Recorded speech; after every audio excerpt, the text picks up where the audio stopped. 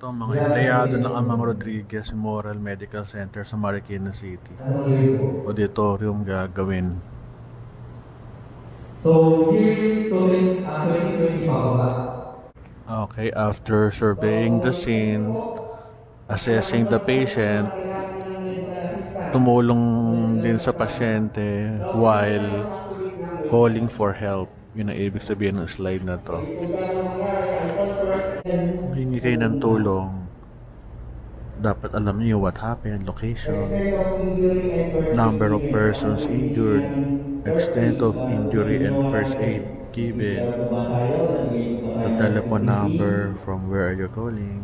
Telephone number from where you are. Sabi niya. Sabi po number po. Person who activated medical assistance must identify himself. Activated medical assistance must identify him herself. Yung mga sample, signs and symptoms, allergies, Kailangan po alam po natin may medications problem, past medical history, last meal taken,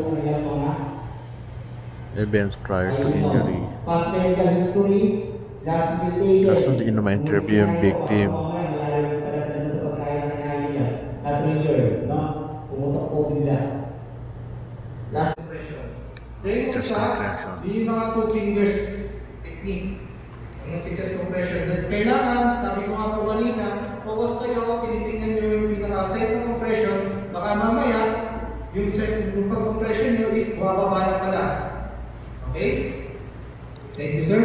Then, next technique is yung ako, Yun yung maalalayan, sir, na maayos. mayroong nagchochoke. Importante ito. Upon when going forward, Forward. Alalay, tapos medyo lang upo.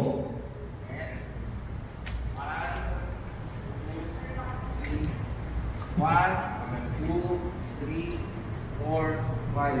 So, yun po ang back tapping, no? So, 5, magbibigay po tayo ng 5 back tapping, then isikip po natin yung lumabas Back tapping. construction. Huwag na kung sakto lang po. Kung mayroong mga nakabasa sa bibig, sila lang muna, hindi makahinga. Ginanong muna, no? Nawala ng malay na pasyente, nakita niyo sa kalsada. Provider, anong gagawin natin?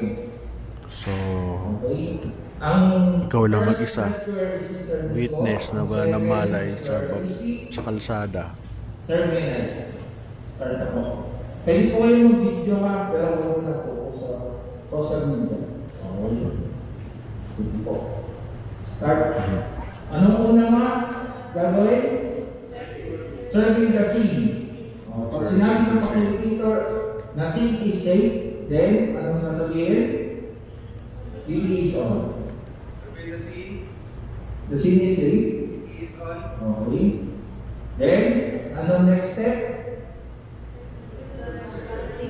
Introduce authority. Magpapakilala ka. Bakit kailangan natin magpa-introduce authority?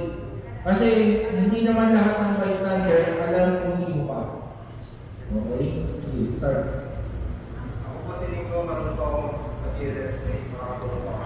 Okay, next. Anong gagawin?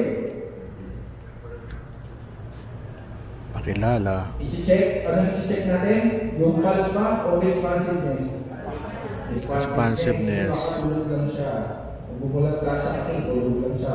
Okay? Are you okay? While tapping 2 times the shoulder. Sa adult po yan ha. Sa infant naman po, iba naman. Di-discuss natin mamaya. Then, katapos nun, i-check yung responsiveness. Are you okay? Are you okay daw? Ano gagawin? Ano yung step? Check for pulse. Tatawag na. Ano yung tatawagin natin? Ask for help. Ask for help. Tawag ka ng tulong. Activation of medical assistant. Okay? Sir, kung na naka-blue, patawag ko ako ng 161 kung sabi ko gano'n ng pagpagmas na ka-AP at bumalik ako sa akin. Ini-emphasize po natin na bumalik. Identify mo kasi, di ba, maraming bystander. Tapos iba-iba yung kulay ng damit. Kasi magtuturuan yan sila. Kasi pag sinabi mong ikaw na kayong lahat, tumawag kayo ng ano kasi magkakanya-kanya sila. Kasi sa totoong senaryo, ayaw nila manunod sa mga ganyan. Kaya i-identify mo na agad na kung sino siya. At emphasize na bumalik. Kasi baka hindi bumalik, mapapagod ka lang. CPR. Sa naghihintay ka sa wala. Okay, sige next. For pulse, Check. Check Ang for pulse. pulse. 1001, 1002, 1003, 1004, 1006, 1007. Negative pulse, negative breathing. 2007. Pero bago natin bago tayo mag-proceed sa CPR, ang gagawin natin, Lagyan ng mask. maglalagay muna tayo ng face mask para protection din natin.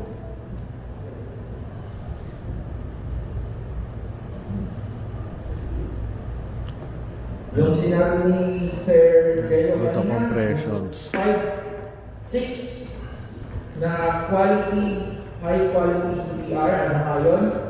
Unplacement, rate, reading, rate, depth, minimize chest interruptions, and excessive 30 compressions, then check again.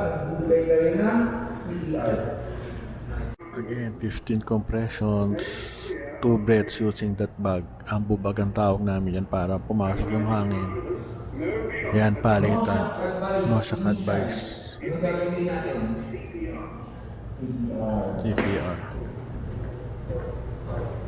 mas napansin ko po yung switching nila. Dito lang po sila sa ulo. Switching. Hindi po sa paa. Tapos napansin niyo po tumayo. Hindi po dapat yung parang battery na sa ulo. Nalahod. Makakagalan po ba yung pag-dilipat? Ayun o. Kailangan po tumayo po talaga mga Yan, simula na kami ng training. Welcome to my channel. Sa special po natin, si Sir Kevin po ang mag-ano sa inyo. Infant, then sa group 1 po, adult. Special talaga mag-in. Special. Kami yung hindi makakayuko. Sa group, Grabe oh, lahat ng hindi kaya yumuko nandito sa katabi ko. Ito naman, adult patient using automatic electronic defibrillator. Training.